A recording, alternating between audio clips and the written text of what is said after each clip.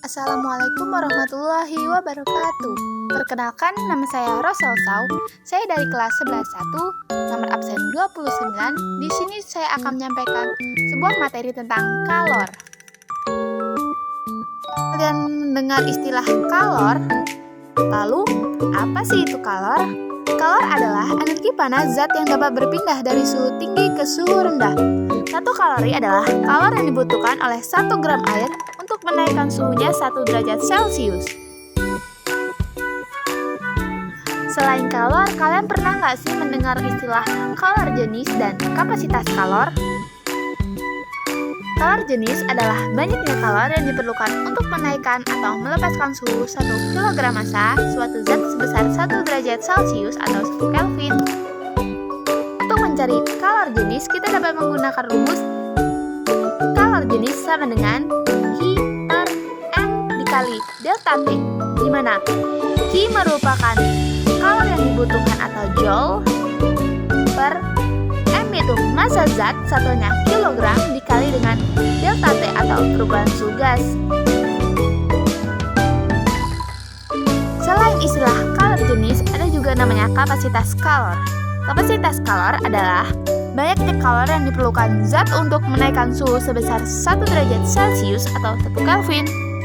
Selain itu, kapasitas kalor juga didefinisikan sebagai kemampuan suatu benda untuk menerima atau melepas kalor sehingga dapat menaikkan atau menurunkan suhu benda sebesar 1 derajat Celcius atau Kelvin. Untuk mencari kapasitas kalor, kita menggunakan rumus Q per delta T, di mana Q adalah kalor yang dibutuhkan, satuannya joule, per delta T, perubahan suhu.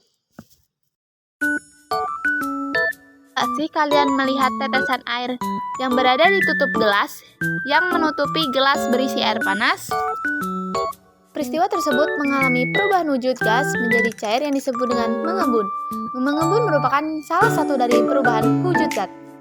Lihat pada gambar 5.6 merupakan proses perubahan wujud gas. Perubahan wujud gas menjadi cair itu disebut mengembun, cair menjadi gas disebut menguap. Selanjutnya, padat menjadi cair itu adalah mencair. Sebaliknya, cair menjadi padat adalah membeku. Lalu, proses pada padat menjadi gas dan sebaliknya itu disebut menyublim.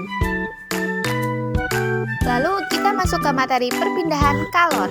Perpindahan kalor dari satu benda ke benda lain dapat melalui 3 cara, yaitu konduksi, konveksi, dan radiasi atau pancaran.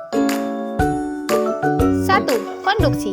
Konduksi merupakan perpindahan kalor yang tidak disertai dengan perpindahan partikel penghantarnya.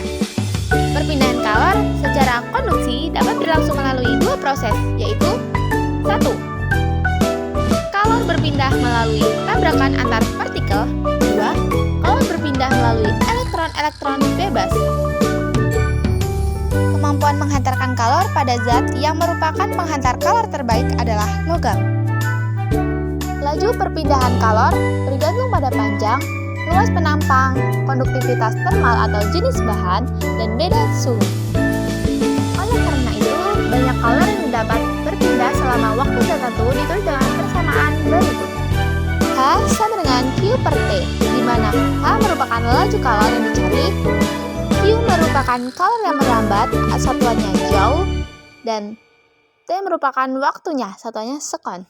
Atau dapat dicari dengan H sama dengan K dikali A dikali delta T per L, di mana K merupakan konduktivitas bahan dikali dengan luas penampang dikali dengan perbedaan suhu kedua ujung batang per panjang batang. 2. Konveksi. Konveksi adalah perpindahan kalor yang disertai perpindahan partikel-partikel zat.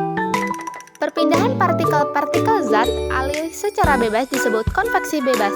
Sementara itu, perpindahan kalor yang disertai dengan perpindahan partikel karena perpindahan tekanan yang dibuat dengan pompa disebut dengan konveksi paksaan.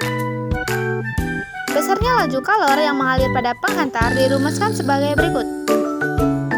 Laju kalor sama dengan kalor yang merambat dibagi dengan sekon, atau dapat dicari dengan tetapan konveksi dikali luas penampang dikali dengan perbedaan suhu kedua tempat berbeda.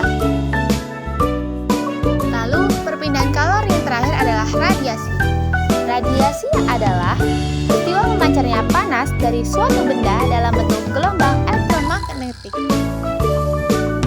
Pancaran energi dari permukaan sebuah benda dalam bentuk gelombang elektromagnetik yaitu gelombang yang merambat tanpa memerlukan zat perantara atau medium seperti gelombang cahaya dan gelombang radio. Laju kalor radiasi ditulis dengan persamaan.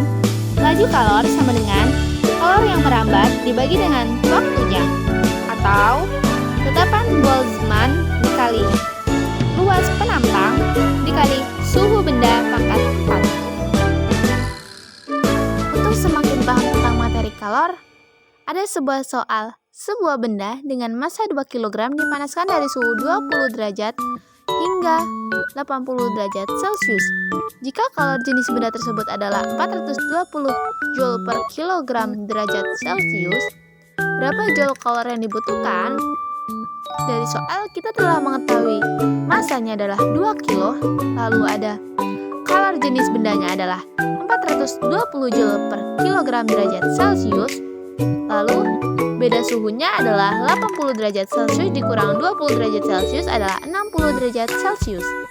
Kan yang ditanya ini Joule kalor yang dibutuhkan, jadi Q-nya bukan yang ditanya. Rumus kalor adalah Q sama dengan M dikali C dikali delta T. Lalu kita tinggal memasukkan angka-angkanya ke dalam rumus aja ya.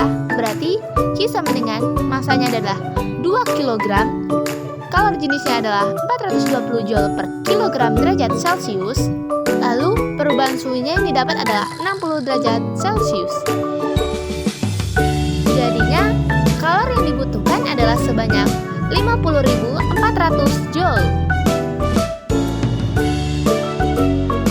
Kesimpulan, kalor merupakan energi yang berpindah karena perbedaan suhu dari benda bersuhu tinggi ke benda bersuhu rendah.